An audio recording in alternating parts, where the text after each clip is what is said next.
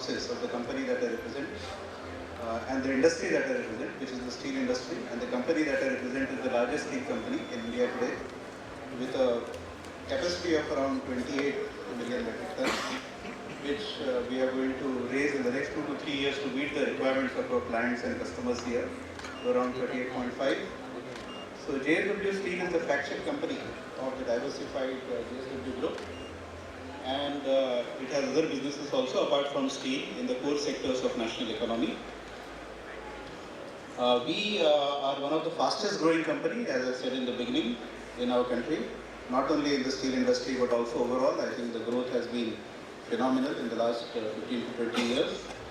And the roadmap for the next phase of growth includes a target of achieving around 38.5 million metric tons per annum capacity, and this is going to happen in the next 2 to 3 years in some of our integrated steel plants. We have got a well-diversified product portfolio serving the most stringent requirements of various end-use customers, not only in the construction segment, but also for electric vehicles in the automotive segments, as well as general engineering segment. Over the past 3 decades, as you can see, JSW has grown from a single manufacturing unit to become India's leading integrated steel company with a pan-India presence. The plant that you see in Vijayanagar is the largest single integrated steel plant of our country, where we got a collaboration with JFE of Japan to make the best quality steel in our country. And being one of the most modern steel plants, we have got the Green Pro certification, which reduces the carbon footprint that some of our eminent speakers talked about. As you can see, we have very strong technical orientation. We have a very strong application engineering team, and they understand the end-use requirements of the customers and tailor the steel to meet the final end-use applications in various segments, including the innovative solutions that some of the speakers talked about in the construction and infrastructure segment. We have also laid the foundation and structures for various infrastructure projects across the country with the help of our joint venture partner JSW Severfield. I'll talk about that subsequently. Our own building, our own headquarters is right next to this building, in fact, in BKC, which is also made of steel. And incidentally, we are standing under the umbrella of steel right now in this iconic Geo Center as well. Okay, so today we have been tasked with the responsibility of sharing our thoughts on the promotion of new age steel and innovative solutions for the faster development of our nation's infrastructure, right? So coming to that, I think India has set a vision to become a developed country in the year 2047, and a robust infrastructure is an essential prerequisite for achieving that vision. So accordingly, the government has launched a national infrastructure pipeline to invest around US dollars 1.9 trillion in roads, bridges, railways, housing for all, the Udan scheme, the ports, the Sagarmala projects, etc. And I mean 1.9 trillion USD, and I was trying to do a calculation, comes to around 160 lakh crore rupees over the next 2 to 3 years. So this is the kind of opportunity which is there for all of us. And I assure you, sirs, that as a steel company, we are geared to meet the requirements of the high strength grades that some of the colleagues talked about, 550 MPa grades, 450 MPa grades, and also the structural solutions. So in our future expansion plan, we have got structurals also lined up. We have got heavy sections lined up which are not available, which are currently being imported from Japan, Korea and other countries. So that is also in our product pipeline going forward.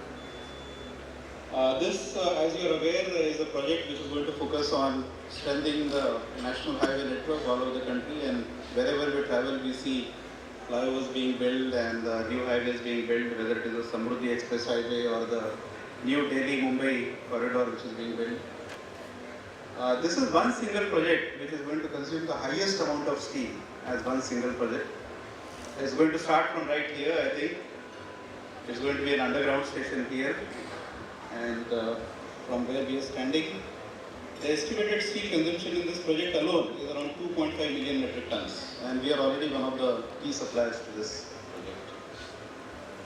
Well, there is an aspect which I would like to bring about, which my previous speakers have also talked, and they have said that They are finding steel useful from various angles. But there are some myths associated with steel. But here are some iconic projects which are standing tall, perhaps made before many of us were born in India, which have stood the test of durability, reliability, and longevity. Right? So we are aware of the Ravindra Setu in Calcutta, the Howrah Bridge. We are aware of the Rameshwaram Bridge, which also is very old, I mean from 1913, and today we are in 110-year-old. So there are some myths related to steel, that steel will not withstand environment, which are not true. If designed properly with the right protection, it does withstand. So in addition to this, in short and medium span bridges, steel has a huge advantage, which we'll talk about shortly. Okay, so there are obvious need for promoting steel for several reasons mentioned here, as you can see.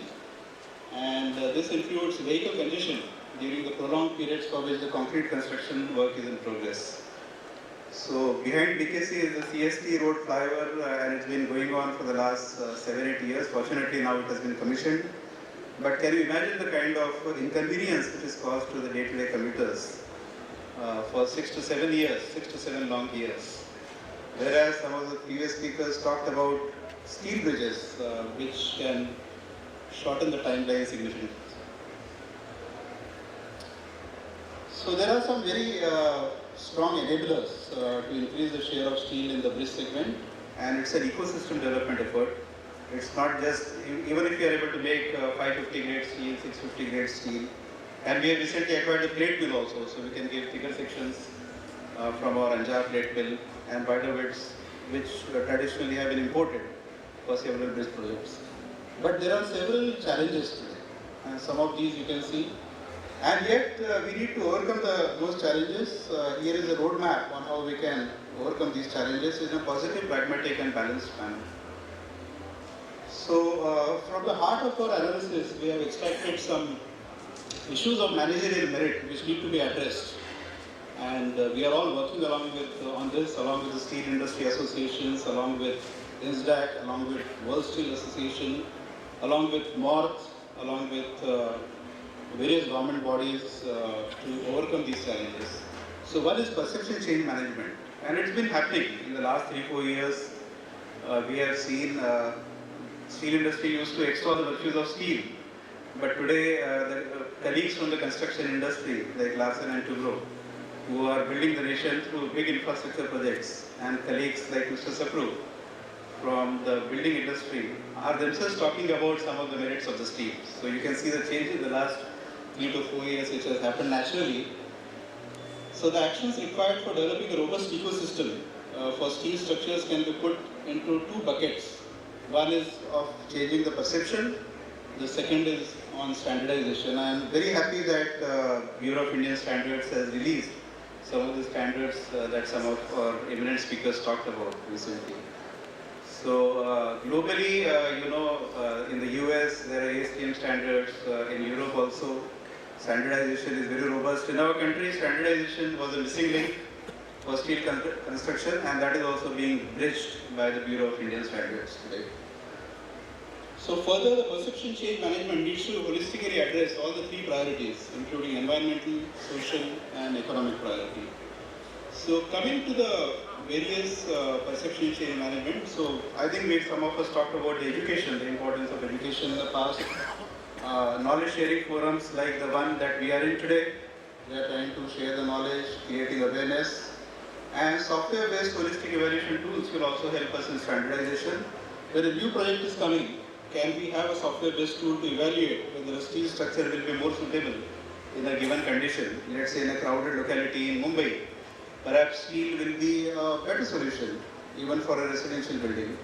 So based on all these inputs, we have done an initial hypothesis, which is just an initial hypothesis, which we are trying to validate with the help of World Steel Association. And we see from this initial hypothesis that if you look at the overall life cycle cost, steel is more competitive as compared to concrete. Okay, although the initial cost of acquisition of steel versus concrete is slightly higher, but if you see the advantages in terms of project timelines, if you see the advantages in terms of overall maintenance costs, the advantage that you see in terms of at the end of, let's say, 100 years or 50 years, the scrap value that you realize from steel, which is also high cost. Overall life cycle cost basis, steel structure is a reality and not a myth. Okay? So apart from this, I talked about Severfield, which is the leading construction company in Europe, based out of UK. And I think the precision and the accuracy that some of my previous speakers talked about is something that the steel industry can now give with a total design approach. So this is a joint venture with an in-house design and manufacturing facility. The design programs are developed for composite slab and beam designs as well. And Severfield is known for in Europe for its fire-resistant design, right? So the concern which is there, apart from rustiness in steel structures, the second concern can also be addressed very well through fire-resistant designs. So these are some of the things that we talked about. Steel structures give a benefit of more usable carpet area in residential buildings as well, owing to the smaller size of steel columns, as you can see in this slide here. The benefit of steel structure also include lesser building weight and foundation loads. And we have those grades in E450 and 550, which have higher strength, therefore reducing the size, the thickness and the weight of the steel which gets used. In addition, of course, to the reduction in all the weight of the concrete which is used. And these buildings can be assembled on site without creating any nuisance to the neighborhood, because you just have to bring it and assemble it.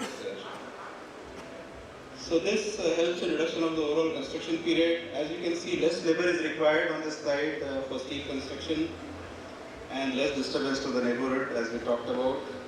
So these are some of the iconic projects. All of you, I'm sure, have seen, all of us have seen the ATC tower at Mumbai, which has been, I'm very proud to say that it's been done from JSW Steel, and the JSW Severfield has done the fabrication work for this ATC tower. So finally, I think this is the latest bridge which is getting commissioned, and it's a completely steel structure. This has gone into the Guinness Book of World Records also as the highest and the longest steel bridge, which connects the vital strategic state of Jammu and Kashmir with the rest of India. The first time in the world, with the help of DRDO, Defense Research and Development Organization, the bridge has been made blast-proof as well. So it gives us security, it gives us good connectivity, and it is made of steel. Thank you for your kind attention.